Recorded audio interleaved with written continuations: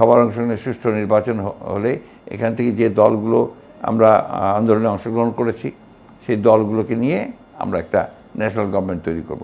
এটার উদ্দেশ্যটা হচ্ছে যে সব দলগুলোকে নির্বাচনে অংশগ্রহণ করানো এবং সেই দলগুলো থেকে যারা নির্বাচিত হয়ে আসবে তাদের সকলকে নিয়ে আপনার একটা ন্যাশনাল গভর্নমেন্ট তৈরি করা, এই কারণে যে সংস্কার পরিবর্তন যে আনতে হবে এটা এককভাবে একটি দলের পক্ষে করলে সেটা সবসময় সাস্টেইনেবল হয় না। এটার দুইটি টায়ার, সামনের টায়ার পিছনের টায়ার, দুইটা মিলিয়ে একটা সাইকেল চলে। কোনো এক টায়ারে কোনো যন্ত্রযান চলে না, মিনিমাম দুইটা টায়ার লাগবে। একটা দল থাকবে সরকারে আর একটা দল থাকবে বিরোধী দলে। বিরোধী দলের কাজ হচ্ছে সরকারের ভালো কাজকে রিকগনাইজ করা এবং সরকার যদি কোনো ভুল করে তাহলে তার সমালোচনা করা এবং পরামর্শ দেওয়া, ভুল থেকে তাকে বিরত রাখার বা ফিরিয়ে আনার চেষ্টা করা। আমাদের দেশে আনফর্চুনেটলি এটা হয় না।